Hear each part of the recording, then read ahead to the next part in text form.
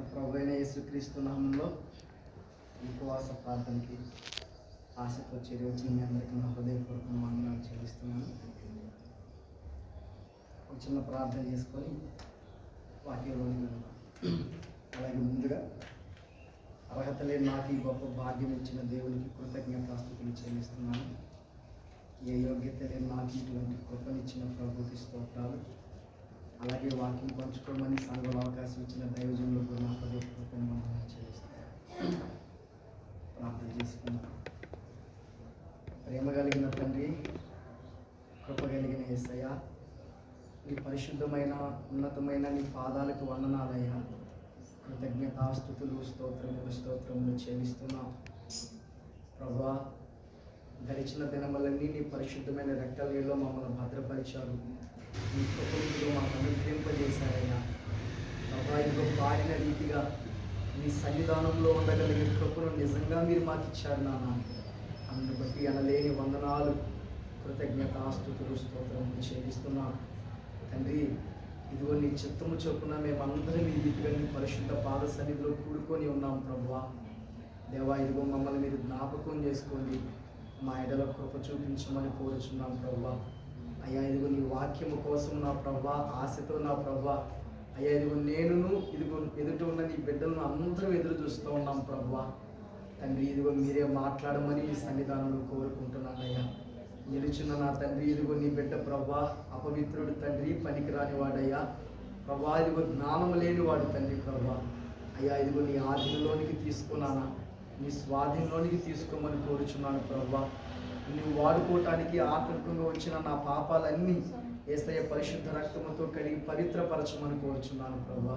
అయ్యా, ఇదిగో నన్ను వాడుకొని నాతోనూ ఇదిగో నీ బిడ్డలతోనూ నీవే నా తండ్రి మాట్లాడి మహిమనందమని కోరుచున్నాను అయ్యా ప్రభువా. విత్తబడిన మాటలు విని వదిలేసే వాళ్ళంగా కాకుండా హృదయంలో భద్రము చేసుకొని ధైర్యముతో నుండి విశ్వాసం నుంచి నా ప్రభువా ముందుకు సాగటానికి నాన్న నీ కొంత సహాయం చేయమని కోరుచున్నానయ్యా ప్రభువా. ఆటంకపరిచే ప్రతి దుష్టుని కార్యాలు నజరేయుడైన యేసయ్య శక్తి కలిగిన నామములో బంధిస్తున్నాం ప్రభువా. నీవే యొక్క నా తండ్రి సమయాన్ని తండ్రి ఈ యొక్క నా తండ్రి ప్రభువా ఈ యొక్క వాక్య సమయాన్ని నీ ఆధీనంలోనే తీసుకోమని కోరుకుంటూ పరిశుద్ధాత్ముడా పూర్తిగా మమ్మల్ని మేము నీకు అప్పచెప్పుకుంటూ నీవే మాట్లాడి మహిమను పొందమని కోరుకుంటూ యేసు నామములోనే ప్రార్థించి వేడుకున్నాడు పరమ తండ్రి.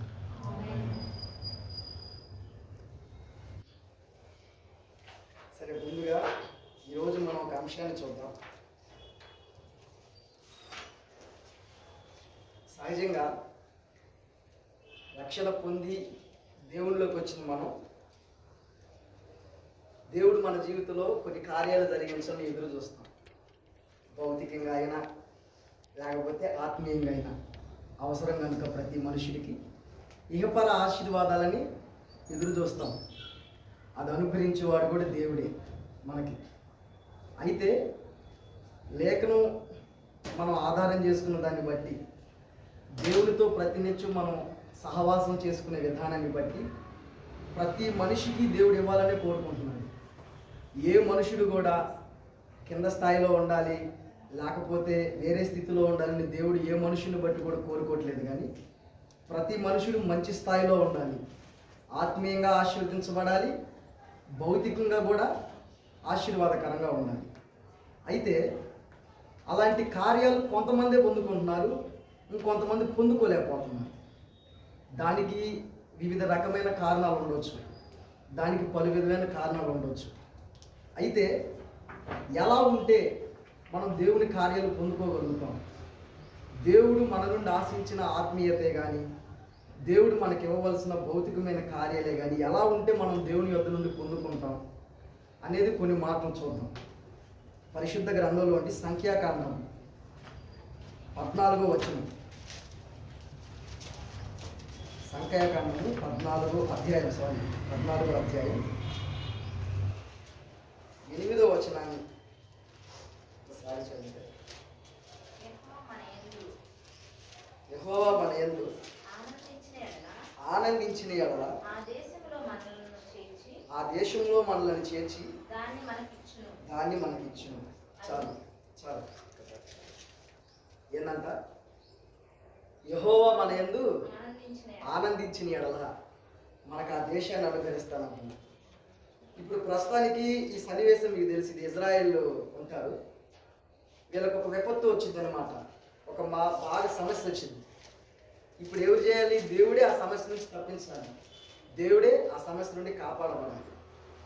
అయితే వీళ్ళు ఏం చేస్తారంటే, ఈ సన్నివేశం మనం చదువుకుంటే ఇది అందరికీ బాగా తెలిసిన సన్నివేశం. తెలిసి ఇక కానానికి దగ్గరలో ఉన్నారు, ఇక కొంచెం స్టెప్ వేస్తే వెళ్ళిపోతారు. ఆ స్థితిలోకి వచ్చిన తర్వాత మోషే 12 గోత్రాల నుంచి 12 మంది పిలుస్తాడు. దగ్గరకు వచ్చాం, గొప్ప మేలును దాటించుకుంటే దేవుడు మనల్ని ఎక్కడి దాకా తీసుకొని వచ్చాడు, ఎన్నో ఆశ్చర్యమైన కార్యాలు ఇదిగోరాపాయి మన దేవుడు మన కళ్ళ ఎదుట చూపించాడు. ఇక మనకు కొద్ది సమయంలోనే మనం కనాన్లోకి వెళ్తాం. అయితే వెళ్ళి అసలు ఆ ప్రదేశం ఎలా ఉందో ఒకసారి మీరు చూసి రండి. ఆ కానాను దేశం అదంతా ఎలా ఉందో ఒకసారి వెళ్ళి మీరు పరిశీలన చేసి రండి అని చెప్పేసి ఒక 12 గోత్రాలని పంపిస్తాడు. వెళితే 12 గోత్రాలు వెళ్తారు. వెళ్ళంగానే ప్రస్తుతానికి వీళ్ళని పంపించకముందు ఆ దేశంలో ఎవరు ఉంటారంటే నెఫీలు అనే వాళ్ళు ఉంటారు. మనం బైబిల్లో చూసుకుంటే నెఫీలు అనే వాళ్ళు ఒక్కొక్కరు 12 అడుగులు ఉంటారు, బాగా ఎత్తులు. ఇప్పుడు గొల్లియాతు వంశస్థులు, గొల్లియాతు నెఫీలీల వంశస్థులు కింద వస్తారు మనం చూసుకుంటే బైబిల్లో. అట్లాంటి వారు ఆ దేశంలో ఉండేవారు. ఇప్పుడు ఈ 12 మంది వెళ్తారు. వెళ్ళి ఆ దేశాన్ని చూడటమేమో కానీ వాళ్ళు చూసి నడుచుకుంటారు. ఏందిరా నాయన, ఏంది అసలు ఈ మనుషులేంది, వీళ్ళ కథ ఏంది, చూస్తేనేమో ఎంత బాగున్నారు ఒక్కొక్కడు, అసలు ఇలా తట్టుకొని మనం ఈ దేశంలో నిలబడటానికేనా, మన వల్ల అయ్యే పనేనా అనుకుని ఒక 10 మంది అనుకున్నాం. ఇప్పుడు వాళ్ళ ముందున్న సవాల్ పెద్దది. ఇప్పుడు దాకా రాజును జయించుకుంటూ వచ్చారు.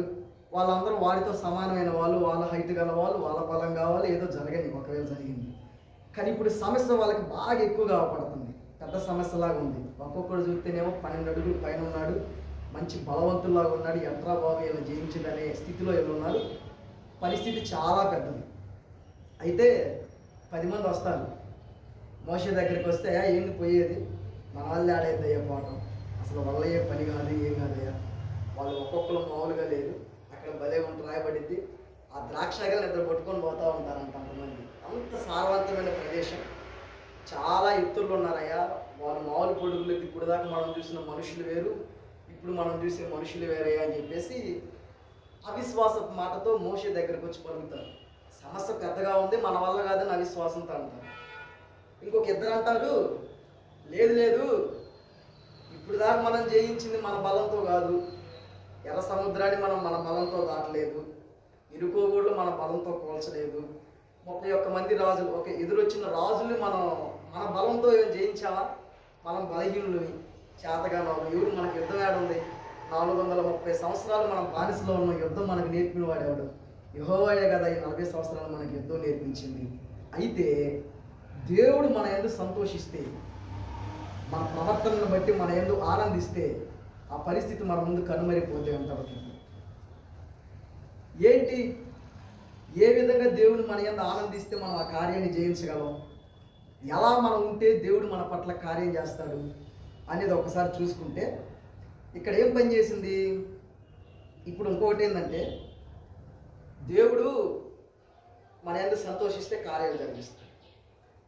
ఈ నూతన కొత్త నిబంధనలో ఉన్న మనం, నేను అనేది అంటే కేవలం కార్యాల కోసమే దేవుడికి ఇష్టంగా బ్రతకటం కాదు. దేవా, భౌతికమైన అవసరం ఉంది కాబట్టి ఇదిగో నేను ఇష్టంగా బ్రతుకుతున్నాను చెయ్యి, ఆత్మీయంగా ఎదగాలి కాబట్టి ఇష్టంగా బ్రతుకుతున్నా అనేది కాకుండా, మన ఇష్టాలు ప్రతి క్షణం వెతుకుతున్న దేవుడు మన కొరకు ప్రాణం పెట్టాడు, మనకి ఏది ఇష్టమో ఎదుర్కొంటాడు. కొన్నిసార్లు ఇది రాలేదని ఏడితే తక్కువ తెచ్చేసి పెడతాడు మన ముందు. ఇది రాలేదు, బాధగా ఉందంటే తీసుకుని వచ్చి పెడతాడు. అది మనకి ప్రతి క్షణం మన ఇష్టం ఎదుగుతున్నాడు, ప్రతి క్షణం మన సంతోషం ఎదుగుతున్నాడు, ప్రతి క్షణం మన బాధను చూసి అన్నీ చేస్తున్న దేవునికి నేను కూడా ఇష్టంగా బ్రతకాలి. ఆయన మన నుండి ఏం కోరుకుంటాడండి, ఏం కోరుకుంటాడు, ఆయనకి ఇష్టడుగా బ్రతకతిన తర్వాత ఇంకేం కోరుకుంటాడుగా. అంటే ఆయనకి ఇష్టమైన జీవితం కేవలం కార్యాల కొరకే కాదు, నన్ను ప్రేమించే నా దేవుడు, నా కొరకు ప్రాణం పెట్టిన నా దేవుడు కూడా నేను ఇష్టంగా బ్రతకాలి, నా ఇష్టాలను చూసే నా దేవుడు, నా కష్టాలను చూసి నాకు అన్ని రీతులుగా సహాయం చేసిన నా దేవునికి నేను కూడా ఇష్టడుగా బ్రతకాలి అనే భావంతో మనం ఉన్నట్లయితే ఆ జీవితాన్ని బట్టి దేవుడు ఎంతో సంతోషించేవాడు. ఆయన ఒకటి అలా జీవిస్తే కార్యాలు నెరవేరుతాయి, 2 ఇవ్వలేము మనం, ఆయనకి ఇష్టం వచ్చే జీవితం తప్ప ఆ జీవితం కూడా మనకు నచ్చినట్లయింది. అయితే చాలా విషయాలు ఉన్నాయి దేవునికి ఎలా ఇష్టంగా బ్రతకాలని. కొన్ని మాటలే, ఒక 4-3 మాటలు తీసుకొని మనం ముందుకు వెళ్దాం. హెబ్రీలు రాసిన పత్రిక 11వ అధ్యాయం 6వ వచనం. అందరికి తెలిసిన మాట బాగా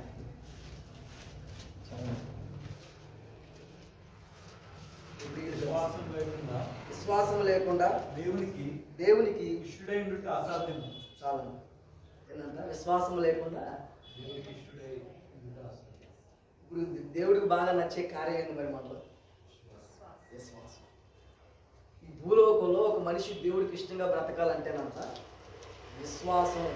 దేవుడు ఉన్నాడు, దేవుడు అనేవాడు ఉన్నాడు, సృష్టించిన ప్రభు అనేవాడు ఉన్నాడు, సమస్తం జరిగించేవాడు ఉన్నాడని దేవుడి యందు విశ్వసించి ఆయన కార్యాలందు ఎవడ విశ్వసిస్తాడో వాడిని బట్టి దేవుడిని సంతోషిస్తాడు. ఇప్పుడు ఈ సన్నివేశంలోకి మనం వస్తే చదువుకున్న సన్నివేశం దీనికి రిలేటెడ్. ఈ సంఖ్యాకారణ ఒక సన్నివేశం మనం చదివితే దానికి రిలేటెడ్ అవుతుంది. ఇప్పుడు వీళ్ళు పలికిన మాట ఏం మాట అని ఇద్దరు విశ్వాసం పలికారు. 10 మంది ఏం పలికారు? అవిశ్వాసం పలికారు. అంటే నేను విన్నదాన్ని బట్టి నేను ఎప్పుడు చదవలేదు. దేవుడు అరణ్యంలో వాళ్ళ అయిష్టాలను బట్టి కొంతమందిని రాలిపేశాడు అన్నమాట. ఎక్కువ అంటే రాలిపిన సందర్భం అదేనంట. దేవుడు ఒకటే కారణం, ఏం చేయాలి? అవిశ్వాసం చూపించి. ఈ అరణ్య యాత్ర మొత్తంలో నేను విన్నదాన్ని బట్టి చెప్తున్నాను, చాలామంది రాలిపోయారు దేవునికి అయిష్టంగా బ్రతికి. కానీ ఎక్కువగా రాలిపోయిన సందర్భం ఆ సన్నివేశం అంట. మొత్తాన్ని లేపేస్తాడు. చాలా చిరాకు వచ్చింది దేవునికి. ఇప్పుడు మనం ఒక సన్నివేశం చూసుకున్నాం. ఫర్ ఎగ్జాంపుల్ ఒక భార్యాభర్తదో లేకపోతే ఒక తండ్రి కొడుకు మధ్యలో ఒక సన్నివేశం చూసుకున్నాం. తండ్రి ఉన్నాడు, కొడుకు ఉన్నాడు. ఈ కొడుక్కి కాలేజీలో ఉన్నప్పుడు ఎప్పుడు ఏం కావాలో, ఎప్పుడు ఏది కావాలో ప్రతి టయానికి దేవుడు అందించుకుంటూ వస్తున్నాడు. పలానా ఫోన్ చేయగల నాన్న అవసరం ఉంది, సరే తీసుకోరా. పలానా ఫోన్ చేయగల నాన్న అవసరం ఉంది, సరే తీసుకోరా అనుకుంటా ఉన్నాడు. సరే ఒకసారి ఒక పరిస్థితి వచ్చింది. ఈ కొడుక్కి నాన్న బలం ఏందో తెలుసు, నాన్న ఏం చేయగలడో తెలుసు. కష్ట పరిస్థితుల్లో ఉన్నప్పుడు నాన్న ఎలా ఆదుకున్నాడో కూడా ఈ కొడుకు తెలుసు. సరే వాళ్ళ నాన్న కూడా తెలుసు, నా మీద నా కొడుకు ఆధారపడతాడు, వాడికి ఏం కావాలని తెచ్చేది ఇష్టం కాబట్టి నా ఆధారపడతా ఉంటాడు. అయితే ఒక పరిస్థితి వచ్చింది, క్లిష్టమైన పరిస్థితి వచ్చింది, చేయకూడని పరిస్థితి వచ్చింది. కొంచెం నాన్న దగ్గర నుంచి సహాయం లేట్ అయింది. ఈ పరిస్థితుల్లో వాడు ఏడుతా దుఃఖపడతా ఉంటే తండ్రికి సంతోషం కలిగిందా? తండ్రికి ఆనందం కలిగిందా? ఎందుకు బట్టి ఏడుస్తున్నావు? నాన్న ఫీజు కట్టాలి, నేను ఉన్నాను కదరా అని అంటాడు ఆయన. అయినా ఆ ఫీజునే తలంచుకొని రేపు మాస్టర్ ఏమంటాడు, రేపు నన్ను ఏమంటాడు, నానిచ్చిన మాటను వదిలేసి వాడు ఏడుస్తూ ఉంటే నాన్నకి సంతోషం వచ్చిందా? బాగా చిరాకు వచ్చింది. కొన్నిసార్లు ఫోన్ చేసి చెబుతున్నాను, నేను రేపు పంపిస్తాలేనా, రేపు పంపిస్తాలని అని అన్నాడు అనుకో. కానీ వీడు దాన్ని ఆ ఫీజునే తలపోసుకొని ఏడుస్తూ ఉన్నాడు అనుకో. రేపు సార్ ఏమంటాడో, అమ్మ టయానికి నాన్న పంపించకపోతే నా పని ఏమైపోద్దో, నేను ఏమైపోతానో, వాడు దాని గురించి ఏడుస్తూ ఉండనుకో. నాన్నకి ముందు చిరాకు వచ్చింది.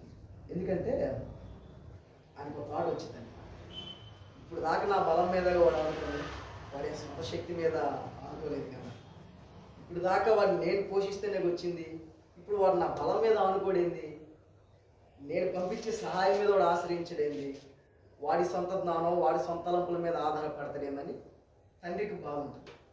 సరే దీన్నే పోల్చుకుంటే ఆ సందర్భంలో దేవుడికి ఒక మంచి ఎప్పుడు లేని చిరాకు వచ్చింది అక్కడ దేవుడికి.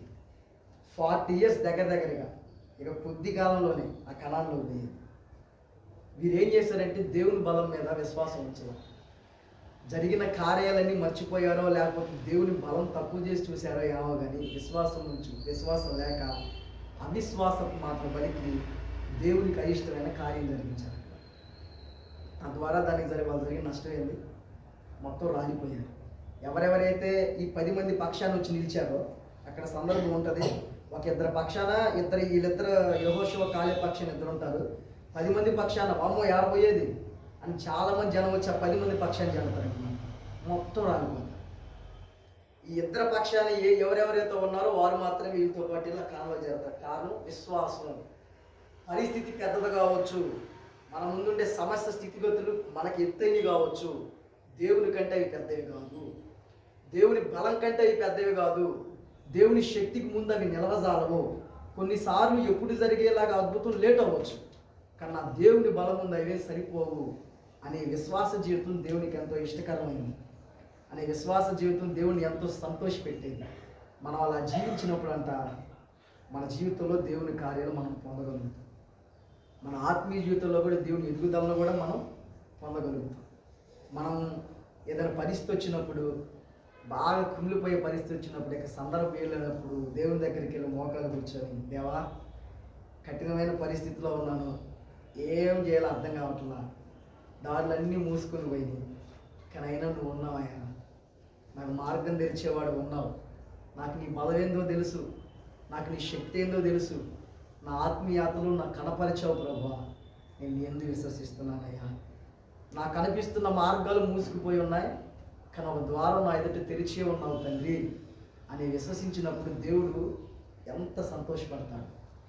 నా బిడ్డ చూడు నా బలం మీద ఎలా అనుకున్నాడు, నా బిడ్డ చూడు అసలు నా యొక్క బలం మీద ఎంత ఆశ్రయించాడు ఉన్నాడు ఒకసారి చూడని చెప్పేసి దేవదూతలతో కూడా పంచుకునే పరిస్థితులు ఉండొచ్చు మనం ఊహించుకుంటే. ఇంకా అంతకుమించి ఏం కావాలి దేవుడికి ఆధారపడితే? ఒక మనిషి మీద ఆధారపడినప్పుడు ఆ మనిషి ఎంత ఉప్పొందుతాడండి. భార్య ప్రతి విషయానికి భర్త మీద ఆధారపడితే ఆ భర్త ఆనందం ఎలా ఉంటుంది, చాలా సంతోషంగా ఉంటుంది కదా. మా ఆయన చూసుకుంటాడు అన్నీ, నాకేం నేను ఎందుకు బాధపడాలి, నాకేం కావాలన్నీ ఆయన చూసుకుంటాడంటే ఆ భర్తకుండే సంతోషం మామూలు సంతోషం, అదొక ఇది కదా. అలాగే దేవుడు సంతోషపడతాడు. కాబట్టి మొదటిగా దేవుని కార్యాలు మన జీవితంలో, దేవుని ఆశీర్వాదాలు భౌతికంగా మనం పొందుకోవాలంటే విశ్వాసం కలిగి దేవుడు జీవించాలి. ఎలాంటి విశ్వాసం? అన్నీ ఉన్నప్పుడు, అన్ని ప్రశాంతంగా ఉన్నాయి, వనరులన్నీ ఉన్నప్పుడు విశ్వాసం కాదు. పరిస్థితులు మన చేతుల్లో లేవు, మన చేతులు దాటిపోయాయి, అయినా కానీ నా దేవుడు నాకు తోడే ఉన్నాడు. మా పితరుల జీవితంలో కార్యాలు జరిగించిన అదే దేవుడు ఈరోజు నాతో ఉన్నాడు. ఎర్ర సముద్రాన్ని నించిన దేవుడు నాతో ఉన్నాడు. గొలియాతుని ఒక చిన్న బాలుడితో చంపించిన దేవుడు నాతో ఉన్నాడు. ఆయన బలమైన కార్యాలు నాకు తెలుసు, నేను చదివాను, ఆయన పరిశుద్ధ గ్రంథాలు, ఆయన బలమైన కార్యాలు నేను చూశాను.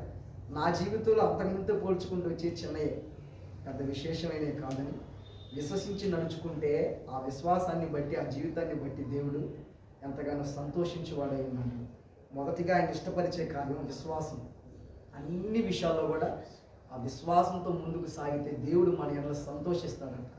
ఇక ఏ బాధతో నలుగుతున్నావో దాన్ని తొలగిస్తాడు. కొన్నిసార్లు ఈ విశ్వాసం దగ్గర ఓపిక పడతాడు దేవుడు కూడా, రానియాడు దాన్ని ముందుకి. పోయి ఆస్తి అడుగుతాం, అయ్యా నాకు ఇది కావాలి, ఇది ఉంటే నాకు చాలా సంతోషం ఉంటుంది, ఆగుతాడు. ఎంత విశ్వాసం ఉందా వీడు, చిరాకుబడి వెళ్ళిపోతాడా, లేకపోతే కనిపెట్టుకుని కూర్చుంటాడా అని ఆయన మౌనంగా. ఒకసారి ప్రార్థనకి సమాధానాలు కూడా రావు, ఏందయ్యా గోజాడుతున్నాను, నాకు రావట్లేదు, ఏం చేయట్లేదు అనుకో అనేదాకా రావు, కనిపెడతా ఉంటాడు. చిరాకుబడి వెళ్తాడా, నా బలమందు నా శక్తిని ఇంకా విశ్వసిస్తాడా అనేదాన్ని జ్ఞాపకం చేసుకుంటాడు. అయితే ప్రియులారా, విశ్వాసం మనం కొనసాగించడానికి, లేకపోతే విశ్వాసం దేవుని మీద ఉంచడానికి మనం చేయవలసిన కార్యం ఏంటంటే గతంలో దేవుడు జరిగించిన కార్యాలు మనం తలబోసుకోవాలి. మన విశ్వాసం ఆత్మీయతలో ముందుకు సాగుతా దేవునికి ఇష్టడుగా ఉండాలంటే గతంలో దేవుడు ఏవైతే కార్యాలు మనకు చేశాడో వాటిని ప్రతి నిత్యం తలపోసుకోవాలంట. ఇప్పుడు ఇక్కడ ఉన్న ప్రాబ్లం అదే, ఒక్కడు కూడా తలపోసుకోవాలి. ఎర్ర సముద్రాన్ని చేయటం మామూలు విషయం, రాజుని సైతం ఉండకుండా పారిపోయేదంటే జీవితం మామూలు విషయం, బలహీనులు అసలు యుద్ధమే చేత కాదు వాళ్ళ చేత యుద్ధ సన్నద్ధనాన్ని పరిగెత్తించటం ఏదైనా మామూలు విషయం.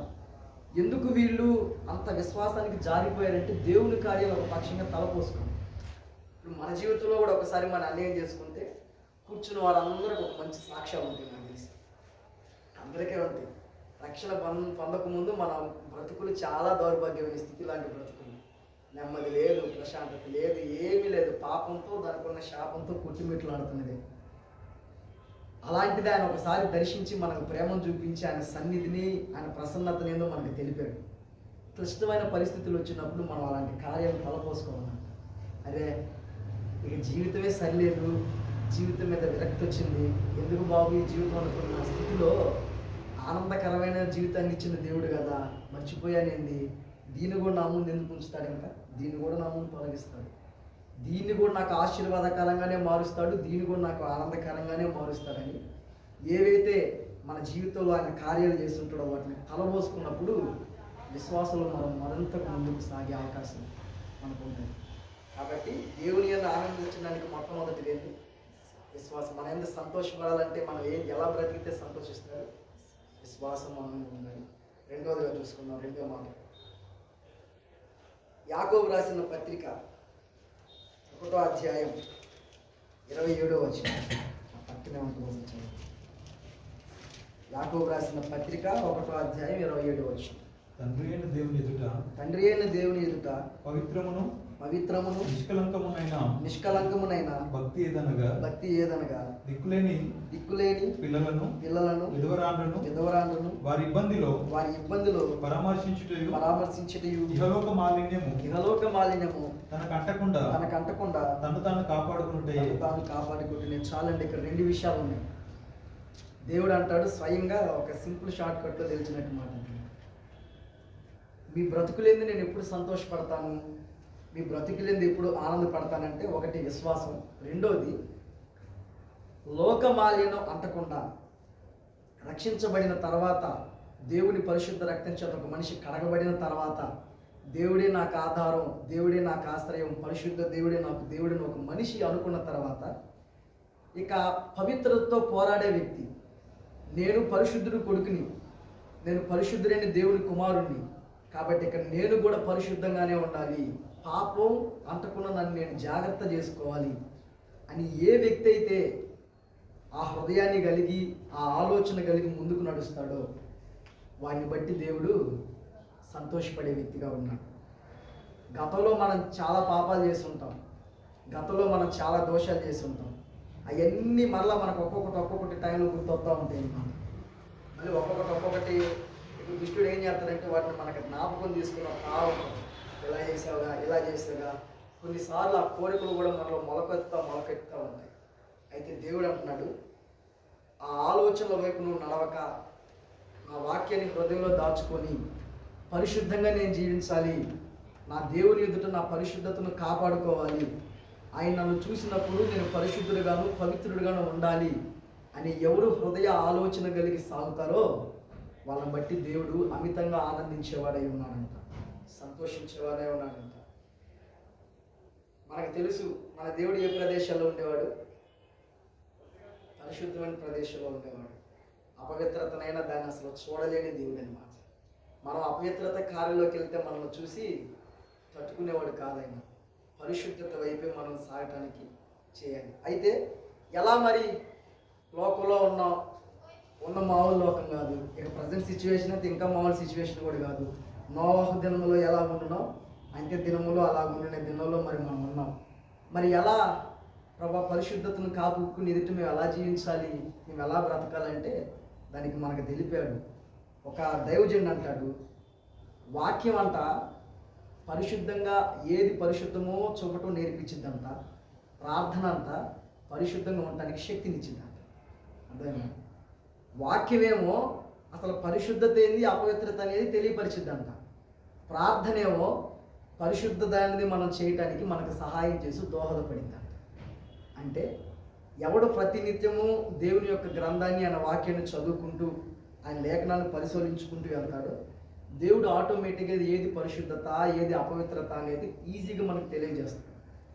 అదే రీతిగా ప్రతిరోజు సహవాసం కలిగి ఉండి ప్రార్థనలో ఉండి, దేవా నేను ఈ లోకాన్ని అంటకుండా నాకు సహాయం చేయి, యవన కాలంలో ఉన్నానయ్యా, నా జీవితం యవన కాలంలో ఉంది, నీకు ప్రతిష్ఠితం అవడానికి నీ ఎదుటి నేను పరిశుద్ధంగా జీవించడానికి ప్రభా మీరు నాకు సహాయం చేయండి అని మనం ప్రార్థనలో ప్రతిదినం పొరుగులాడే వాళ్ళమైతే పరిశుద్ధత జీవితంలో మనం పొందుకోగలుగుతాం. పరిశుద్ధత అయినా ఏదైనా మనకి అసలు అసంభవం, మన శక్తితో కాదు, కేవలం పరిశుద్ధాత్మ దేవుడే మనం నడిపించేవాడుగా ఉండాలి. అయితే ఎవడు లోక మాలిన్యాన్ని అంటకుండా తనకు తాను పవిత్రపరుచుకుంటాడో వాడు ఇష్టడుగా ఉంటాడంట. కొన్నిసార్లు కొన్ని అపవిత్రత వెరీ ఈజీగా అనపడతాయి మనకి, ఎందుకంటే అవి మనలో ఉన్న ఆత్మీయులే చేస్తూ ఉంటాయి. ఇప్పుడు ఎగ్జాంపుల్గా ఉందనుకో, చర్చికి వస్తాడు, అన్నీ వస్తాడు, సినిమా చూడటం పెద్ద తప్పు కదంట. ఏముందా అసలు ఏముంది, మంచిని తీసుకుంటాం మేము, ఎంత మంచి కంటెంట్లు వస్తాయి మాకు, ఒక 2 గంటల ఎంటర్టైన్మెంట్, 3 గంటల ఎంటర్టైన్మెంట్ మాకు మంచి కావద్దు, దీని చూడటం వల్ల పెద్ద తప్పు లేదు, ఎక్కడో రాయబడలేదంట. తెలీదు మనలో ఉన్న ఆత్మీయులే కొన్నిసార్లు పాపం బలహీనలే చేసేదాన్ని మనం కూడా టేక్ ఇట్ ఈజీగా తీసుకుంటే మనకు అంటుకుంటుంది. ఒక్కొక్కసారి ఈ సినిమాలు చూడటం పెద్ద పాపం బలహీనుడు అనుకో, వాడు వాక్యం ఎరిగిన వాడు కాదనుకో, ఈ సినిమాలు చూడటం పెద్ద తప్పు కాదనమాట, వీడు అలాగే బోధిస్తాడు దీన్ని. చాలామంది పాపం ఉన్నారు, నాకు తెలిసిన తమ్ముడే, నా హాస్టల్లో ఉన్న తమ్ముడే పాపం, వాడికి ఏం చెప్పాలో నాకు అర్థం కాదు. ప్రార్థన ఏం చేయలేదు, కాకపోతే వాడు ఉన్నప్పుడు నా రూమ్తో ఉంటాడు, వాడు మంచిగా చర్చికి వెళ్తాడు ఆదివారం.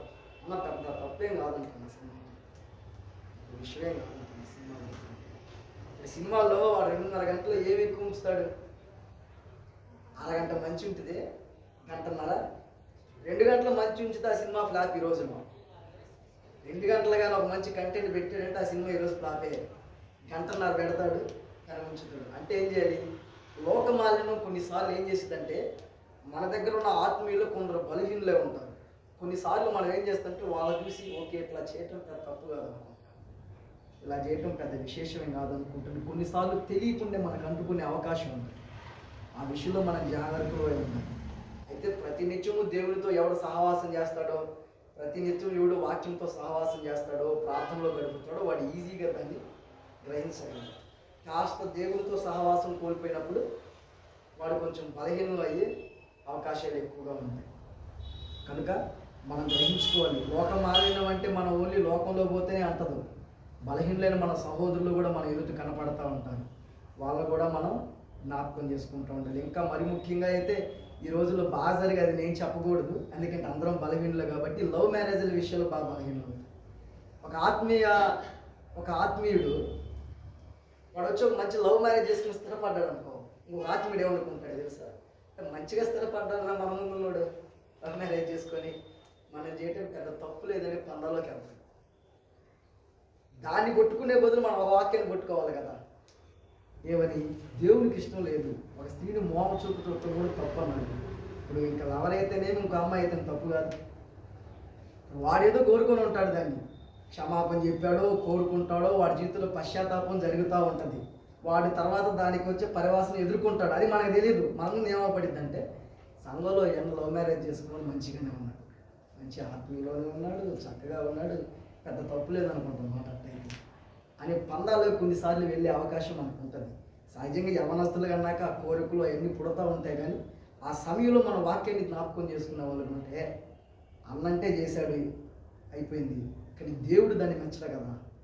దేవుడికి ఏది ఇష్టం? ఇప్పుడు నేను చేయటం ఇష్టం, చేయకపోవటం ఇష్టం అని ఈ మనసు కలుగున్నప్పుడు, మనకు చేత కాదు కానీ ఆ హృదయాన్ని కలుగున్నప్పుడు దేవుడు మనకు ఆటోమేటిక్గా సహాయం చేసి మనం నడిపిస్తాడు. ఎగ్జాంపుల్గా నేను ఈ 2 విషయాలే చెప్పాను, కానీ ఇంకా ఎన్నో విషయాలు ఎలా ఉంటాయి. ఓన్లీ మన సంఘంలో మనం ఆత్మీయులతో మన లోకంలో తిరగట్లేదు కదా, మన లోకంతో సంబంధం లేకుండా ఉన్నాం కదా, మరి ఇబ్బంది లేదు, ఇక మనకేం లోకం మాలేనో వండుకోదు కదా అనుకుంటే తప్పే. సంఘంలోనూ మనం జాగరూకులు అయి ఉండాలి, తర్వాత బయట కూడా మనం జాగరూకులు ఉండాలి. ఇవి 2 విషయాలు, ఇంకా అనేక విషయాలు ఉంటాయి. అయితే ప్రార్థనా వాక్యం ద్వారా ఏంటో మనకి తెలియపరుస్తాయి. పరిశుద్ధంగా మనం ఆయన ఎదుగుతుంటే ఏం చేస్తాడు? సంతోషపడతాడు, ఇష్టపడతాడు. మనతో ఉంటానికి సహవాసం కలుగుంటానికి ఆయన ఇష్టం కలుగుంటాడు. దేవుడు ఇప్పుడు ఏం కోరుకుంటాడు? పరిశుద్ధంగా ఉన్న దేవుడు పరిశుద్ధంగా ఉంటే ఇష్టపడతాడు కదా. మనం వెళ్ళినా కానీ మనం చేర తీసుకుంటాడు, మనం వెళ్ళినా మనం హత్తుకుంటాడు, చేర తీసుకుంటాడు. ఇక రోజు ఈ పోరాటం ఎదురైంది ఆత్మీయతలో ఉన్నవాడికి. ఏదో ఒక లోకం లాక్కుండా ఉంటుంది. మనం పోరాడేటప్పుడు నేను అనుకుంటాను వాళ్ళు సంతోషపడతా ఉంటాను. ఇక దేవా ఇదిగో నీ సన్నిధానానికి వచ్చానయ్యా, నన్ను ఏమంటించుకోకుండా కృప చూపించావు, సహాయం చేశాను. కాబట్టి పరిశుద్ధత మనలో ఉండాలి. అపవిత్రత లేకుండా మనం కాపాడుకున్నప్పుడంతా తండ్రి అయిన దేవునికి అదెంతో ఇష్టమైన భక్తి. ఆ రీతిగా మనం ముందుకు సాగాలి. అక్కడే ఇంకొక 2వ విషయం కూడా దాగుంది. తండ్రి అయిన దేవుని ఎదుట పవిత్రమును నిష్కలంకమైన భక్తి ఏదనగా దిక్కులేని పిండలను విధవరాండ్రను వారి ఇబ్బందులు పరామర్శించుటయు. 3వది, ఎవడైతే సంఘంలోనే కానీ లేకపోతే మనకు కనపడే వీధుల్లో కానీ మనకంటే హీనమైన స్థితిలో ఉండి, మనకంటే దిగజారిన స్థితిలో ఉండి మనకున్న దాంట్లో పెట్టినప్పుడు దేవుడు దాన్ని బట్టి మహా సంతోషిస్తాడంట, మహా ఆనందాన్ని దేవుడు కలిగి ఉంటాడంట. ప్రేమ కలిగి ఉండటం అనేది కొరింథీయులకు రాసిన పత్రికలో మనం చెప్తాడు కదా, మీ దగ్గర గొప్ప విశ్వాసం ఉండొచ్చు, కొండలు మీరు పో అంటే పో అనే విశ్వాసం ఉండొచ్చు, కానీ ఒక మనిషిని మీరు ప్రేమించకపోతే అది వ్యర్థమయ్యా, ఆ భక్తి వ్యర్థమయ్యా అని చెప్పేసి అంటాడు. నేను ఇదివరకు చెప్పాను ఒక ఎగ్జాంపుల్, మళ్ళీ చెప్తాను. ఎగ్జాంపుల్ చెప్తే కొంచెం బాగా అర్థమైందని చెప్పేసి చెప్తున్నాను. ఒక సేవకుడు ఉన్నాడంట, మంచి దైవజనుడు. ఎలాంటి దైవజనుడు అంటే కనీసం 100 సంఘాలు ఆ సేవకుడి చేత కట్టబడ్డాయి. మ్యాక్సిమం 100 సంఘాల చేత దేవుడి చేత కట్టబడ్డాయి. మంచిగా వేలకు విశ్వాసులు ఆయన సంఘంలో ఉన్న విశ్వాసులు. ఒక గొప్పగా వాడుకుంటున్నాడు అనమాట దేవుడు ఆయన్ని. అయితే తెలిసి తెలియక మరి ఏం జరిగిందో అర్థం కాలేదు. ఒకరోజు నిద్రపోతా ఉన్నాడు కొనుక్కుంటే, ఆయనకు దర్శనం వస్తుందంట. ఏం దర్శనం? ఆయన చనిపోయి దేవుని దగ్గరికి వెళ్ళాడు, చనిపోయాడు, దోతల చేత ఎత్తబడ్డాడు, తీసుకుని పరలోకంలోకి తీసుకొని పోమన్నాడు. ఓ లైన్లో నిల్చున్నాడు. ఇక అక్కడ ఉన్న దోత ఏం చేస్తుందంటే ఒక్కొక్కరిని వాళ్ళకున్న లెక్కలను చూసి లోపలికి పంపిస్తాం, వెళ్ళిపోయి పంపిస్తాం. ఈయన వెనకాల నిల్చొని అనుకుంటాడు, కనీసం 100 సంఘాలన్నా కట్టబడ్డాయి, అనేక ఆత్మలు దేవుని కోసమే సమకూర్చబడ్డాడు కాబట్టి ఇక నన్ను ఎంత ఘనంగా దేవుడు ఆహ్వానిస్తాడో, ఎంతగా దేవుడు నన్ను లోపల పంపిస్తాడో అని చెప్పేసి ఈయన ఆనందపడతా ఉన్నాడంట. సరే ఆయన వంతు వచ్చింది. ఏం లేదు, ఇక లెక్కలేని చూసుకోకుండా ఆయన వంతు రాగానే ఆ దోప తీసుకుని ఆయన నరకం మీద తీసుకుని పోతున్నాడు. ఈయనకేం అర్థం కావట్లా. ప్రభువా ఏందయ్యా, నేను నరకానికి పోవటం ఏందయ్యా, అసలు నేనేందయ్యా 100 సంఘాలు కట్టానయ్యా, నీ కొరకు ఎంత ప్రయాసపడ్డానో ఒకసారి జ్ఞాపకం చేసుకోయా మనం అరుత్తా ఉన్నాను. అయితే అప్పుడు దేవదూత అందంటయ్యా, అయ్యా నీవు 100 సంఘాలు దేవుని కొరకు సమకూర్చబడ్డావయ్యా, అసలు దాంట్లో నీ పనులు మేము డోకా కట్టాం. 1000 కొద్ది ఆత్మలు దేవుని కొరకు నీ చేత వాడబడిన వ్యక్తివే, దానికి మేము నీ పనికి వేరొద్దు. కానీ నీ సంఘంలో ఉన్న వ్యక్తి ఏదో చేసిన తప్పు, దానికి ఇప్పుడు కూడా వాడిని బట్టి నువ్వు హృదయంలో వాడిని క్షమించను. నీ హృదయంలో ఇంకా బిడ్డను బట్టి పాపం కలిగి ఉన్నావు. ఒక వ్యక్తే, నీ సంఘంలో ఉన్న ఒక వ్యక్తి వాడు తెలిసి తెలియక చేసిన పొరపాటుని నీ హృదయంలో పెట్టుకొని వాడు వచ్చినప్పుడల్లా వాడిని అదో రకంగా చూడటం, వాడు వచ్చినప్పుడల్లా వాడితో ప్రేమగా పలకరించకపోవటం, ద్వేషం పెంచుకోవటం ఉన్న ఉపయోగం లేదు. ఇది కావాలి, దేవుని కొరకు ప్రయాస కావాలి, దేవుని కొరకు పని కావాలి. కానీ అతను క్షమించలేదు కనుక పంపిస్తున్నాను. కలగదా ఉలిక్కి కూడా ఒక దెబ్బకి లేసాడంటే, దెబ్బకి లేచి దేవుడి దర్శనం చూపించాలని మోకరించి ప్రార్థన చేసి అనుకుంటున్నాడు, దేవా నన్ను క్షమించు, నన్ను మన్నించు, నేను తప్పు చేశాను తండ్రి, ఇది తప్పయ్యా. నేను ఎంత గొప్ప బోధకనైనా కావచ్చు, నేను ఎంత గొప్ప పాటగానైనా కావచ్చు, నేను ఎంత గొప్ప భక్తిపరునైనా కావచ్చు, నాలో చూసేది ప్రేమ, నీ ప్రేమ నాలో ఉండాలి కదయ్యా అని చెప్పేసి ఆ నైట్ ఆ విశ్వాసంకి వెళ్ళాడు. నేను చేయబట్టుకుని నన్ను క్షమించు, ఏదో నా ఎదుట చేసిన పొరపాటుకి నేను ఎదుట ఇట్లా తప్పు కలుగున్నానయ్యా, దయతో క్షమించి నా దైవజీవన దగ్గర క్షమాపణ పొందుకోవచ్చు. ఏం కోరుకుంటున్నాడు దేవుడు?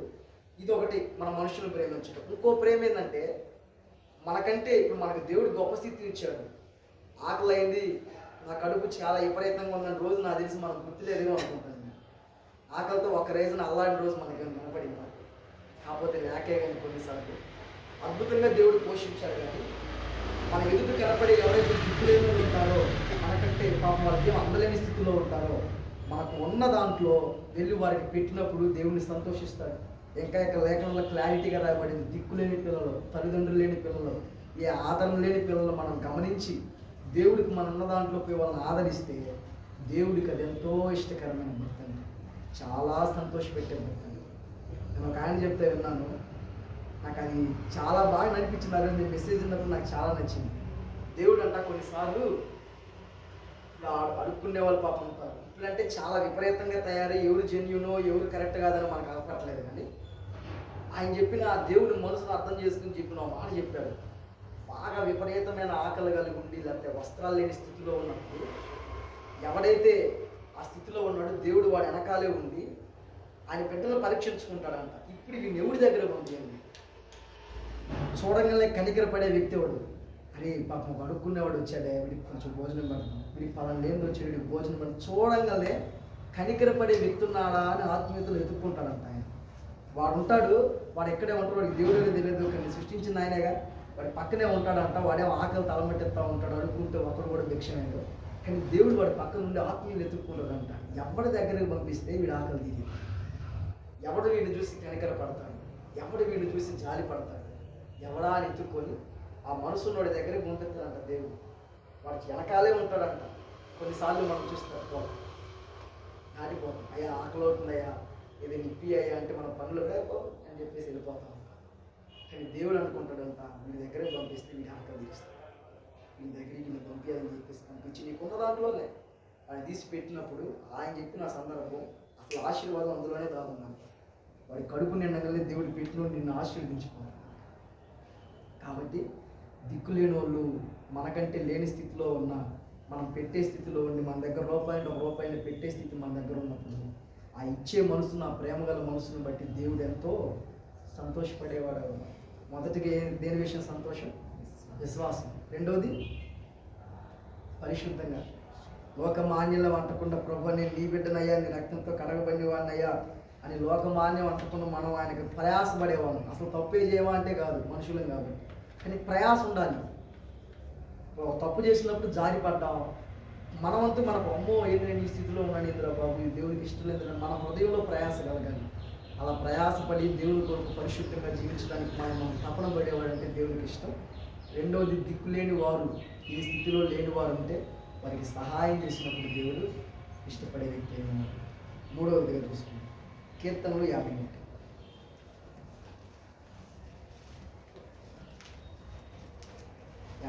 కీర్తన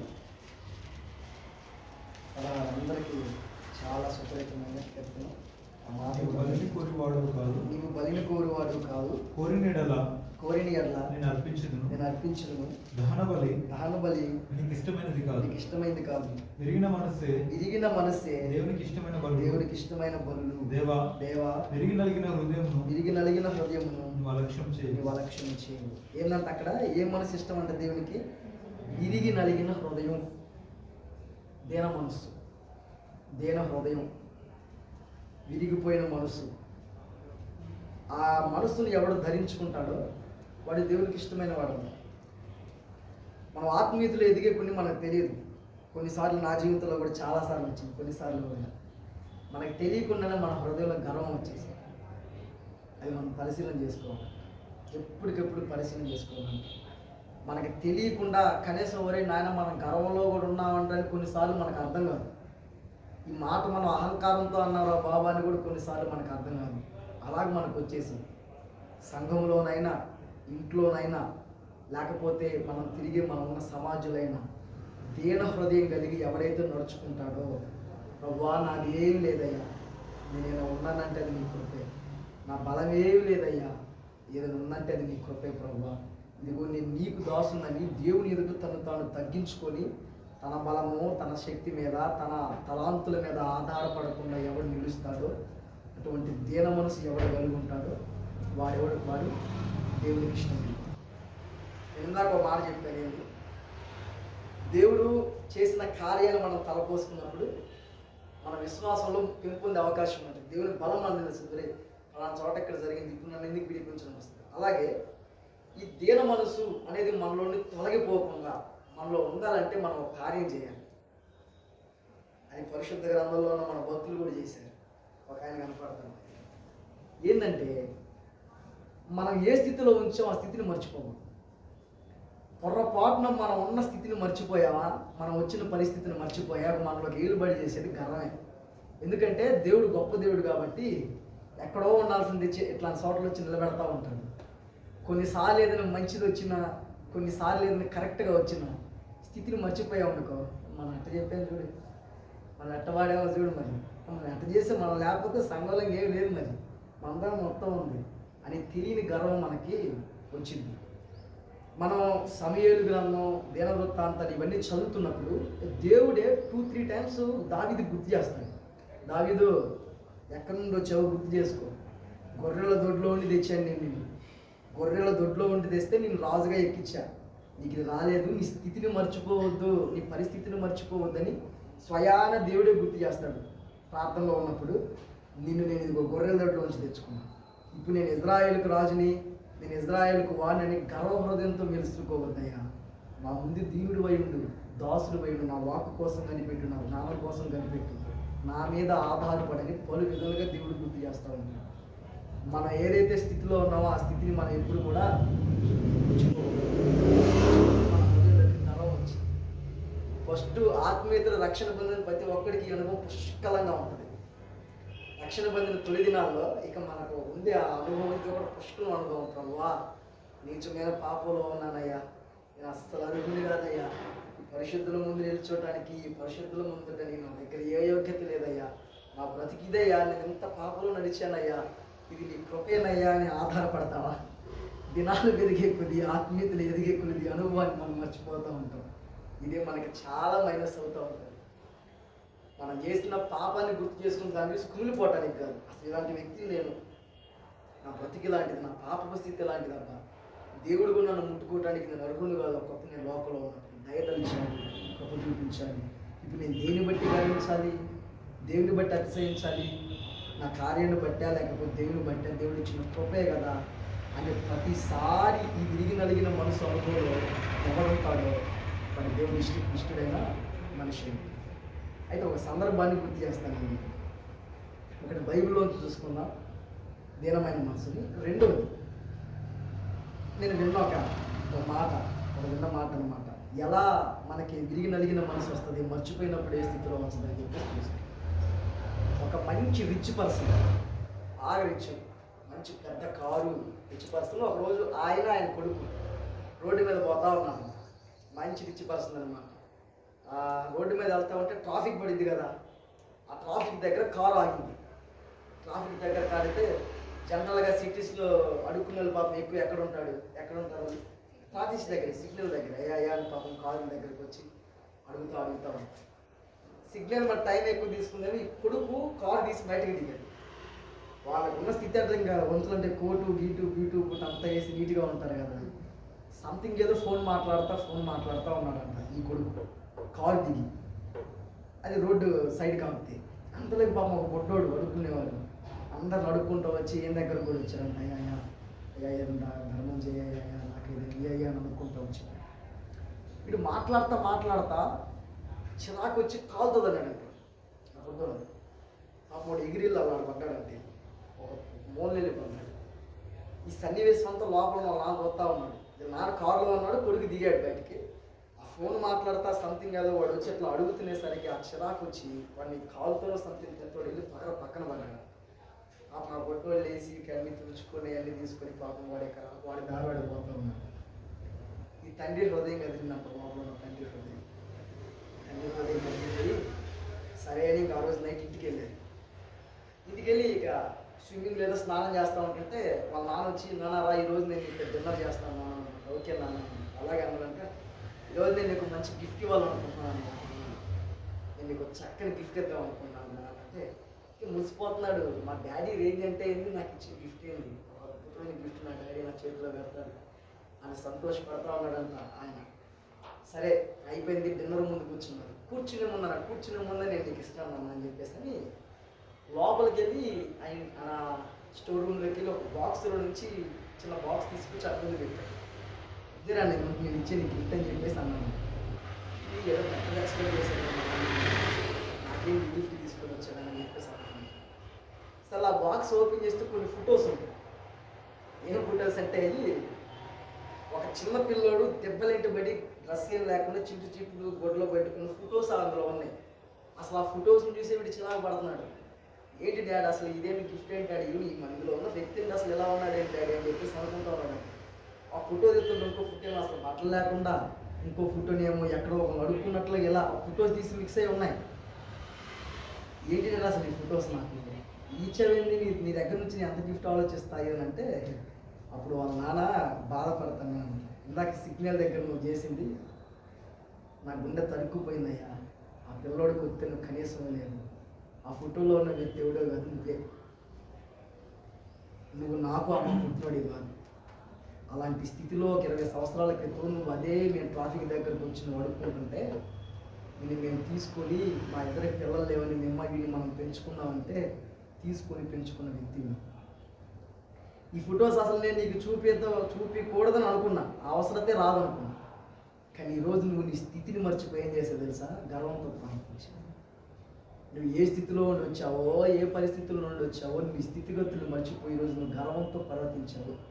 ఇప్పుడు ఆ ఫొటోస్ నీకు అవసరమైన నేను అనుకున్నాను, అందుకే నీకు ఇచ్చాను అంటే ఇక ఆ వ్యక్తికి బాగా కళ్ళే నీళ్ళు వచ్చేవి. నేనా, నా స్థితి ఇదా, నా పరిస్థితి ఇదా, నా స్థితిగతులు ఇవా, నేను ఎంత దుర్భరమైన స్థితిలో ఉన్నానా నీ కన్నీళ్ళు పెట్టి కార్చుకొని ఇక దీన మనసు పొంది అయ్యో ఇంతగా దౌర్భాగ్యమైన స్థితి నాకు ఇంత స్థితి ఇచ్చాడా అని చెప్పేసి అనుకొని ఆ వ్యక్తి ఆడికి వెళ్తాడంట. నేను అంతవరకే విన్నాను.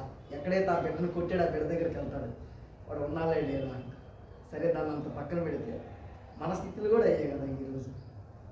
మనం ఏ స్థితిలో ఉన్నాం, కొన్నిసార్లు మన ముందు ఒక ఆత్మీయ స్థితికి వచ్చినప్పుడు ప్రేమతో పలకరించిన పరిస్థితులు మన దగ్గరకు వస్తాయి. మనం ఎదుగుదనాన్ని బట్టి, లేకపోతే వేరే విధాన్ని బట్టి, మనం ఇతరులతో మాట్లాడేటప్పుడు, తోటి వారితో మాట్లాడేటప్పుడు కొన్ని విషయాలు మన జ్ఞాపకం వచ్చినప్పుడు ఆత్మీయ స్థితిలో పొరపాటున గర్వంతో రాలేదు. మన ముందు పాపం ఒక ఆత్మీయ స్థితిలో ఉన్నప్పుడు ఎవడన్నా జారిపోయి తప్పు చేసేది అనుకో, బాగా పరిశుద్ధం కదా, కోపం ఎక్కువ వచ్చింది. ఎట్లా చేస్తాడో నాయన, ఏ రకంగా చేస్తాడో నాయన అని చెప్పేసి కోపం వచ్చింది. అవసరమైతే వాళ్ళు ప్రేమతో మాట్లాడాలి కానీ గర్వంతో, కోపంతో మాట్లాడలేదు. మనం చేసిన తప్పులు దేవుడు కానీ మన మీద కోపపడితే ఈరోజు ఏమండి మనకి. కనుక స్థితిని జ్ఞాపకం చేసుకుని ఏ స్థితి నుండి మనం వచ్చాం, అసలు మన పరిస్థితి ఏంది, ఈరోజు ఈ సన్నిధికి రావడానికి దేవుడు ఎంత కృపనిచ్చాడు, మన దుర్మార్గమైన దౌర్భాగ్యమైన స్థితి ఏందో మనం జ్ఞాపకం చేసుకొని విరిగి నలిగిన హృదయాన్ని మనం సాధన చేయాలి. దేవుని అడగాలంటే ప్రతిరోజు నాలో గర్వం రానియొద్దయ్యా, నాలో అహంకారం రానియొద్దయ్యా, నా భక్తిని బట్టి నాకు ఇచ్చిన నువ్వు ఆత్మీయతను బట్టి నా హృదయంలోకి గర్వాన్ని రానియొద్దు, దీన మనసులో పుట్టించాలి. సేవకుని ఎదుట నేను దేవుడుగా ఉండాలి, సేవకురాలు ఎదుట, నాతోటి ఆత్మీయులు ఎదుట, నాకంటే ఎదుగు నా అన్నల ఎదుట, నాకంటే తక్కువ నా సహోదరులు ఎదుట ప్రభువా నాకు దీన మనసు దయచేయి, దీన హృదయాన్ని దయచేయ్యా. నాకున్న స్థితిని బట్టి నా గర్వాన్ని రానియొద్దు ప్రతి నుంచి మనం ప్రార్థన చేసుకునే వాడిగా ఉండాలి. అలాంటి స్థితి మనం కలిగి ఉంటే మనం ఏం చేస్తారు, సంతోషపడతారు, ఆనందిస్తాడు. ఎంత మంచి మనసులో వీడిది అని చెప్పేసి మనం చూసుకుందాం. సామెతల గ్రంథం 21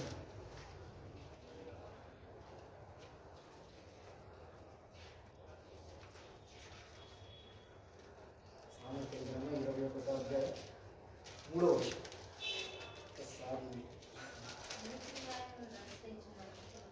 నీతి న్యాయం అనుసరించి నడుచుకుంటా కంటే యెహోవాకి ఇష్టం. ఎలా నడిస్తే దేవుడికి ఇష్టం? నీతి న్యాయం అంటే తోచా తప్పకుండా ఆయన వాక్యం చెప్పినట్లుగా ఏది న్యాయం, ఏది అన్యాయం, మనం ఎలా ప్రవర్తిస్తున్నాం, మనం ఏ రీతిగా ప్రవర్తిస్తున్నాం, మనం చేసే క్రియలను బట్టి చేసే దాంట్లో నీతి ఉందా, న్యాయం ఉందా అనేది రెండు ఎత్తుక్కోవాలి. చాలామంది ఏం చేస్తారంటే, ఇది ఒక ఆయన ఒక ఎగ్జాంపుల్ చెప్పాడు అనమాట, రక్షణ అట్లా వస్తుంది. చాలామంది ఏం చేస్తారంటే, సరే కొంతమంది మన ఆత్మీయ స్థితిలో కొన్నిసార్లు మన హృదయం యథార్థతగా ఉండదు. ఒక నుండి మనం లబ్ధి పొందాలంటే యథార్థంగా ఉంటే అది మనకు రాదు. మనం ఏం చేయాలన్నా అబద్ధం ఆడటం, అన్యాయంగా ప్రవర్తించడం, ఏదో ఒకటి చెప్తే వచ్చింది. కానీ ఏం చేస్తాం తెలుసా, వచ్చిన దాంట్లో వచ్చి దేవా ఇదిగో నీకు కొన్ని ఎత్తున్నానయా, మరి ఏమనుకున్నావు, బ్లెస్ చేయను. ఒక 50 రూపాయలు వాళ్ళ దగ్గర దొరికిందనుకో, 25 రూపాయలు నీ సంగీతంలో ఎత్తున్నాను ప్రభు అని చెప్పేసి అంటాడు. బలులు అర్పించడం కంటే నీతి న్యాయంగా నడుచుకుంటా దేవునికి మహా ఇష్టమైన. ఒక సేవకుడు బస్సులో వెళ్తున్నాడు, ఒక దైవజుడు బస్సులో. ఎగ్జాంపుల్ చెబుతున్నాను కాబట్టి నాకు అవి గుర్తుని అయ్యే చెప్తున్నాను. అయితే ఈ సేవకుడు ఒక చోట నుంచి వాక్యాన్ని బోధిస్తూ ఉంటాడు ప్రతి ఆదివారం. మంచి సేవకుడు, ప్రార్థన ఆత్మతో నింపబడిన వాడు, ఆత్మతో నడిపించబడుతున్న దైవజనుడు. ఒకరోజు బస్సులో వస్తూ ఉన్నాడు. బస్సులో వస్తా అంటే కండక్టర్కి డబ్బులు ఇచ్చాడు 50 రూపాయలు. 50 రూపాయలు ఇస్తే ఏం చేసేది, పలానా చోట అది 25 రూపాయలు ఏమో తిరిగి 25 ఇవ్వాలి. ఆయన 370 ఇచ్చారండి. 370 సంథింగ్ 300 ఎంతో, ఆ 50 రూపాయలు పోనంత మనీ మీ చేతిలో పెట్టాడు. 374 పెట్టాడు. ఇప్పుడు ఈ దైవజనుల పరిస్థితి ఏం తెలుసా, తినటానికి రూపాయి లేదు, ఇంట్లో తినటానికి రూపాయి కూడా లేదు. అప్పుడున్న ఆయన ఆర్థిక పరిస్థితి. ఇప్పుడు నాకు దేవుడు ఇచ్చింది అనుకోవాలా, నేను ఇచ్చింది 50, ఆయన చూసిండు, నేను చూసాను. ఇప్పుడు ఇది నాకు దేవుడు ఇచ్చింది అనుకోవాలా, లేకపోతే ఎలా, ఏం చేయాలి? 100 కష్టమైన పరిస్థితిలో ఉన్నాను. ఆ 150 ఆయన దగ్గర ఇంటికి వెళ్తే రూపాయి కూడా లేవానికి, ఇంట్లో వెళ్తానికి దేవుడే ఆధారం ఇక్కడ అని చెప్పేసి వెళ్తా ఉన్నాను. ఆయన 350 రూపాయలు చేతులు పెట్టాడు. ఇప్పుడు దేవుడు అన్న వాడుకు నాకు ఇచ్చినాను ఎలా అని కాసేపు ఆలోచించి, న్యాయం అయితే కదా అసలు దేవుడు నాకు ఇవ్వదలుచుకుంటే ఖచ్చితంగా నాకు స్పష్టమై ఇస్తాడు కదా అని చెప్పి దిగే ముందు ఆయన స్టాప్ వచ్చినప్పుడు దిగుందయ్యా, నేను ఇచ్చింది నీకు 50 500 ఇచ్చిన అనుకున్న, నా చేతిలో ఈ 370 పెట్టావయ్యా, మర్చిపోయినట్టున్నావా అంటే కండక్టర్ అన్నాడంట, నేను కావాలని ఇచ్చాను అన్నాను. ఎందుకు కావాలని ఇచ్చావంటే, మా ఇల్లు నీ ఇంటి పక్కనే, మా ఇల్లు నువ్వు ఉండే మీ చర్చి పక్కన నా ఇల్లు లేదు, నువ్వు చేసే బోధలన్నీ రోజు వింటాను నేను. ఎంత న్యాయంగా నడుచుకోవాలి, ఎంత నీట్గా ఉండాలి టెస్ట్ చేసి చెప్పే నీవు నీ క్రియల ద్వారా చేస్తున్నావు లేదని పరీక్షించానయ్యా, చేతిలో పెట్టాను. ఇక రేపు నుంచి నేను ఆదివారం నీ చర్చి కూడా వస్తాను. నీవు పరిస్థితిని బట్టి అనుకూల పొద్దు బట్టి నువ్వు అందరిలాగా జోలో పెట్టుకున్నావు అని చెప్పేసి ఒక ఆత్మ ఏం చేయబడింది, దానివల్ల రక్షించబడింది, లేకపోతే సన్నిధికి వచ్చింది. ప్రతి విషయంలో న్యాయం, మనం చేసే పనుల్లో కూడా న్యాయం ఎదుర్కోవాలండి. కొన్నిసార్లు మన పని అయితే అసలుకి బాగా చేయించుకుంటాం, పక్కనోడి పని అయితే అసలుకి చాలా నిర్లక్ష్యత చూపుతాం. ఒక చాట ఉంటుంది, నేను మొన్న జరిగితే నాకు భలే కనిపించింది. నువ్వు పనికి వెళ్ళినప్పుడు అందులో నిర్లక్ష్యం చేస్తే నష్టపడుచు సోదరునితో సమానం ఉంది సాంతంగా. ఒక వ్యాపారానికి ఒకడు ఎంత నష్టం కలిగిస్తాడో, ఒకడి దగ్గరికి పనికి వెళ్ళి మనం నిర్లక్ష్య స్వభావం కలిగి సోమరిపోతానని చెప్తే నష్టపడబడుతూ మనం సమానం అంటాం. వాళ్ళు లెక్కలే వేస్తారంట దేవుడు, మోసం చేసే లెక్కలో లెక్కలే వేస్తారంట దేవుడు. అన్ని విషయాల్లో ఆయన నీతిని, ఆయన న్యాయాన్ని మనం వెతికేవారుగా ఉండాలి. నీతి, దేవుని నీతి మీద ఆధారపడుతుంది. మన క్రియ కాదు, మన మంచితనం కాదు, మనమే కాదు, దేవుని మీద ఆనుకోవాలి. ప్రతి విషయంలో న్యాయాన్ని చూసుకోవాలి. ఇప్పుడు నేను స్టెప్ వేస్తున్నాను, దేవునికి నేను స్టెప్ ముందుకు వేస్తున్నా, ఇప్పుడు దేవుడు ఏ విధంగా ఆలోచిస్తాను, లేకపోతే లేఖనం ఏ సెలవిస్తున్నాను. కొన్ని పరిస్థితులు అయితే మరీ క్లిష్టంగా ఉంటాయి, జటిలంగా ఉంటాయి. అయితే వాక్యాన్ని ధ్యానించినప్పుడు, దేవునితో మనం సహవాసం చేసినప్పుడు ఆ పరిస్థితులు ఏమంటే ప్రతి విషయంలో ఈ విషయం దేవునికి ఎలా ఉంది, ఇప్పుడు నేను చేసే పని దేవుడు సంతోషపడతాడా, దేవుడు ఇష్టపడతాడని వెతుక్కొని ఏది న్యాయమో ఏది నీతో ఆ మార్గం అనేది మనం నడుచుకుంటే వెళ్ళాలి. మనం చేసే వర్క్ విషయంలో మన సహవాసులతో, లోకస్తులతో, మన లోకంలో ఉన్న మన స్నేహితులతో ప్రతి విషయంలో నేను ఇప్పుడు వీడికి చేస్తే ఇది న్యాయమేనా, ఒక కార్యం వచ్చినప్పుడు ఇది జరిగిస్తే న్యాయమేనా, ఎంతవరకు ఇది న్యాయం, ఒక ఇందులో అన్యాయం ఉందా. మన స్వలాభం కోసం అన్యాయం చేస్తూ ఉంటాం, మన స్వార్థాన్ని చూసుకుని. ఎందుకంటే మన స్వార్థపరులు కాబట్టి మన స్వార్థాన్ని బట్టి అలా చేయకున్నట్టు న్యాయంగా నడుచుకుంటేనంట దేవునికి ఇష్టంగా మనం జీవించే అవకాశం కాబట్టి. ఇక లాస్ట్ 2 చూపించాల్సిన విషయం లేదు. ఈ 2 ముందు అవి ఉంటే ఇవన్నీ వస్తాయి, ప్రార్థన, వాక్య ధ్యానం. ఇక 2 కానీ కన్సిస్టెన్సీగా ఎవరికైనా ఉంటే ఇవన్నీ ఆటోమేటిక్గా వస్తాయి. దేవుడు నేర్పిస్తాడు. ప్రతి దినము దేవునితో సహవాసం చేసి ప్రార్థనలో గడుపుకొని వాక్యాన్ని ధ్యానించుకునే అనుభవంలో ఎవడుంటాడో ఈ చెప్పిన ఇవన్నీ దేవుడు ఆటోమేటిక్గా తీసుకొని వస్తాడు. అయితే బాగా దేవుడు ఇష్టపడేది, బాగా సంతోషపడేది ఒకటేనంట. ఇది ఒక్కడే చెప్పి నేను ముగిస్తాను. బాగా దేవుడు సంతోషపడే కార్యం బైబిల్ గ్రంథంలో కొంతమందికి బిరుదులు ఉన్నాయి. దావీదుకి ఏంది, నా హృదయానుసారం. మోషేకి సాత్వికుడు, మిక్కిలి సాత్వికం కలిగిన వాడు. ఇలా మనం కొంతమందిని చూసుకుంటే ఇట్లా బిరుదులు ఉంటాయి. కానీ దానియేలుకి బహుప్రియుడు, అంటే చాలా ఇష్టమైన వాడు. నాకు బాగా ఇష్టం దానియేలు అన్నాడు. ఆ దూత వచ్చి దానియేలుతో చెప్పింది, నేనేం భయపడొద్దులే దానియేలు, నేను దేవునికి బహుప్రియుడు, బాగా ఇష్టం కలిగిన వ్యక్తి. ఎందుకు దానియేలు అంత ఇష్టపడ్డాడు, ఎందుకు దానియేలు దేవుని దృష్టికి అంత ఇష్టంగా మార్చబడ్డాడు? అసలు నిజంగా మనుషులు మనమైతే నేను నిన్ను ప్రేమిస్తున్నాను సహజం. నాలో నువ్వేదో స్వార్థాన్ని చూపించి ప్రేమిస్తావు, నీలో నేనేదో స్వార్థాన్ని చూపించి ప్రేమిస్తాను, ఇది. కానీ దేవుడే బహు ఇష్టం నాకు నువ్వు దానియేలు అన్నాడంట. ఎందుకంటే ప్రార్థన. దానియేలు అంటే మనం గుర్తుకు వచ్చేది గొప్ప ప్రార్థన పని. మొండి ప్రార్థన కలిగిన వాడు, కూర్చున్నాడంటే లేచేవాడు. నిజంగా ఆ సన్నివేశం మనం జ్ఞాపకం చేసుకుంటే ఒక్కసారి అబ్బాయి నువ్వు ప్రార్థన చేస్తే అవుట్, నీకు ఉండదంటే అవుట్ ఏందిరా ఆయన, నేను బ్రతికేది ఆయన కోసం, అసలు నేను జీవించేది ఆయన కోసం, ఆయన లేకుండా నేనేంటే బ్రతికేది, ఆయనతో మాట్లాడకుండా నన్ను బ్రతకమంటారా, ఉండమంటారా అని దేవుని సన్నిధికి ఏం చేశాడు, వీళ్ళంటే కనెక్ట్ అయిపోయాడు. యాంత్రికంగా లేదు దానియేలు ప్రార్థన. యాంత్రికంగా అంటే 1 గంట చేసి రావాలి దేవునికి, ఈరోజు లేసాం కదా 1 గంట చేసి ఎమ్మటి నీకు వచ్చేయాలి అనే స్థితి కాదు దానియేలు. సమయం దొరికినప్పుడల్లా దేవునితో గడుపుకోవటం. ఇక పిచ్చి, దేవుడు అంటే పిచ్చి. అయితే మనం సంఘంలో అనేక కార్యాలు చేస్తూ ఉంటాం. బాగా కొంతమంది ఏంటంటే బాగా ఇంట్రెస్ట్ చూపిస్తారు సంఘంలో, మంచి వాయిద్యాల మీద, పరిచర్య విషయంలో, వీటన్నిటి విషయంలో చాలా ఆసక్తి పరులుగా ఉంటాం. కానీ వీటన్నిటికంటే దేవుడు ఎక్కువగా ప్రార్థన చేస్తే ఎక్కువ సంతోషపడతాడు. ప్రార్థన అనగానే కొన్ని అంశాలు సమకూర్చుకొని ఆ విషయాలు చెప్పి, ఇలా కుటుంబం ఆర్థిక పరిస్థితిలో ఉంది, నేను ఆర్థిక పరిస్థితిలో ఉన్నాను, నేను ఈ స్థితిలో ఉన్నానయ్యా అని జ్ఞాపకం చేసుకోవడం మంచిదే. కానీ అంతకంటే మించి దేవా ఇదిగో నేను నీ దగ్గరకు వచ్చా, ప్రతిరోజు ఇదిగో నేను నీ దగ్గరకు వచ్చానయ్యా, దేని గురించి నువ్వు ఇష్టపడతా, నేను నీ పాదాల దగ్గరకు వస్తే నీకు ఇష్టపడి నీతో మాట్లాడటానికి ఈరోజు నీ దగ్గరకు వచ్చాను. నీ పాదాల దగ్గర గడుపుకోవడానికి ఈరోజు నేను నీ దగ్గరకు వచ్చాను తండ్రి. ఇక నన్ను బట్టి నువ్వేం సంతోషపడతావయ్యా. నేను నీ పాదాల దగ్గరికి రావటం లేదు, నేను నీ పాద సన్నిధికి వచ్చాను నాన్న. నీతో మాట్లాడటానికి వచ్చాను, నీతో గడపటానికి వచ్చాను తండ్రి అని ఈ మనసు మన హృదయంలో ఉంటే బాగుంటుంది. నేను సంవత్సరం క్రితమే నా ఈ మాట, ఇప్పుడు కదా నాకు అలానే సరే నా స్థితిలోకి వెళ్ళిపోవట్లేదు. దేవుడు నాకు ఈ ప్రార్థన నాకు ఒక సంవత్సరం నా ఆత్మీయ జీవితంలో స్టార్టింగ్లో నేను ఈ పదాలు ప్రార్థన ఎలా చేస్తే అధికంగా మనం ప్రార్థన చేయగలం. అది సాధనగానే ఉంది, కానీ నిజంగా సాధనలోకి వెళ్తే పరిశుద్ధాత్మ దేవుడు మన కృప చూపిస్తే ఆ పరిస్థితులకు వెళ్తాం. ఈ మనసు కలిగిన వాడికి ప్రార్థన నిర్లక్ష్యం చేయదు. ఏ మనసు? కొన్ని అంశాలు ఉన్నాయి కదా, వాటి గురించి ప్రార్థన చేయాలనుకుంటే ఇప్పుడు కాకపోతే రేపు చేద్దాం అనుకుంటాం. కానీ ఆ మనసు కాకుండా ఈరోజు నేను దేవునితోనే మాట్లాడాలా, ఈరోజు నేను తండ్రితోనే మాట్లాడలేదు నాయన. అసలు ఆయనతో మాట్లాడకుండా నన్ను ఏం చేయమంటూ లెగవంగానే ఇష్టపడతాడంటే వీళ్ళు నా దగ్గరకు వస్తారు. మన నిద్ర లెగవంగానే దేవుడు సంతోషిస్తుంది నాతో వచ్చి మాట్లాడాలి. ఎందుకంటే నేను పిచ్చిగా ప్రేమిస్తున్నాను కాబట్టి నువ్వు కూడా నన్నే ప్రేమించాలి. ఫస్ట్ నాతోనే మాట్లాడాలి, నా దగ్గరకు రావాలని దేవుడు ఎక్కువ కోరుకుంటూ ఉంటాను.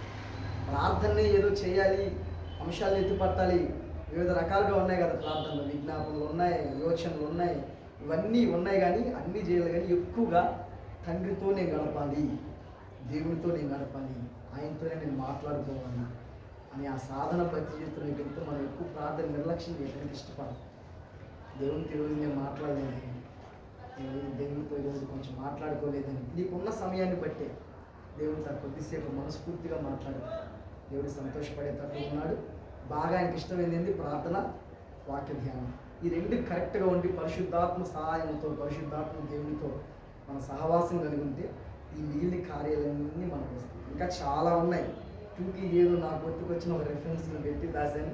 సడన్గా అన్న వచ్చి మెసేజ్ తీసుకోవాలనే నేను ఈ ప్రసంగం అసలు యాక్చువల్గా అనుకోలేదు. ఒక చాట్ నేను వాక్యం ఏంటంటే వేరే మెసేజ్ చెప్తున్నారు వాళ్ళు, సడన్గా ఇష్టమనే పదం గుర్తుకొచ్చింది నాకు. ఆ పదాన్ని గుర్తుకొచ్చినప్పుడు ఓకే దేవునికి ఇష్టమైన కార్యాలు ఏంటని తలపోసుకుంటా సిద్ధపడుతుంటే అన్న వచ్చి సడన్గా అనగానే నేను ఈ టూకి పాయింట్ వాటికి తీసుకున్నాను. ఇంకా అనేక విషయాలు ఉన్నాయి. దేవుని వాక్యం మనం చదివినట్లయితే మనం నడిపిస్తాము. ఈ కార్యాలన్నీ మనం చేయాలన్నా మన బలం ద్వారా, మన శక్తి ద్వారా అయ్యే పని కాదు, కేవలం పరిశుద్ధాత్మ సహాయంతో మాత్రమే మనం చేయగలుగుతాం. మొదటిది ఏంటిది? దేవునికి ఇష్టంగా బ్రతికితే విశ్వాసం. రెండోది, మూడోది ప్రేమ లేదు, ఇతరుల వాళ్ళ మీద విధురాలను ఆదరించటం. నాలుగోది విరిగి నలిగిన మనసు. తర్వాత ఐదోది నీతి న్యాయాలను అనుసరించి నడుచుకోవటం. ఇవన్నీ రావాలంటే ఏం చేస్తే ప్రార్థన, వాక్య ధ్యానం, దేవునితో సహవాసం ప్రతి నిత్యం మనకు కలుగుంటే దేవుడు మనకి అనుగ్రహిస్తాడు. అట్టి కృప దేవుడు మనకు అనుగ్రహించుకున్నాక ప్రార్థన చేసుకున్నాము.